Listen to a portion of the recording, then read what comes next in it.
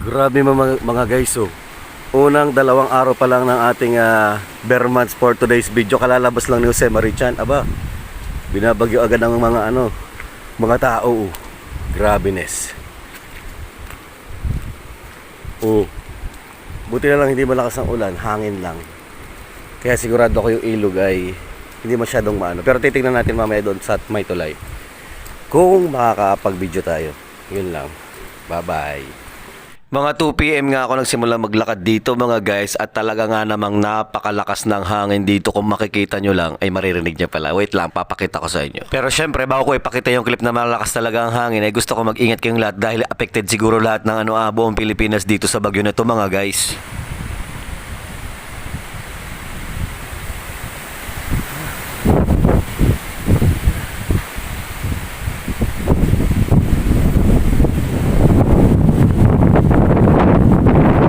Di ba malakas nga mga guys, sinasabi ko sa inyo, pero mas malakas yun sa personal, promise. Para ka may libreng aircon tsaka hangin na napakalaki.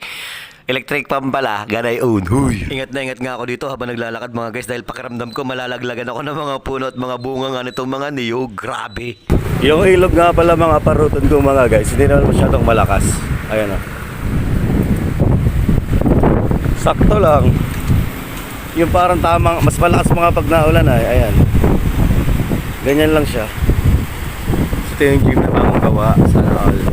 Pwede dyan mag-jogging. Wala lang. Tapos yung dagat naman, ayun. Mamaya makikita natin na close up. Doon. Guys, nandito na nga pala ako sa tabing dagat. At tingnan nyo naman yung weather ngayon. Siguro nakalandfall na yung bagyo. Si Enteng. Kasi kalmado na uli. Hindi ko lang alam kung lalakas pa ito mamaya. Pero ayan. Kalmado, parang walang nangyari. Ayan o. Diba? Thank you Lord. After a few minutes mga paruton, tingnan nyo, lumalakas na naman ang alon. Mga bata daw, pa shout out.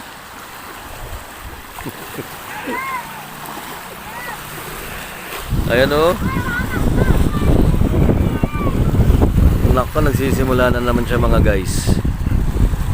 Yun lang naman ang ating for today's video. Update ng bagyong Enteng Cabizote. Sana all.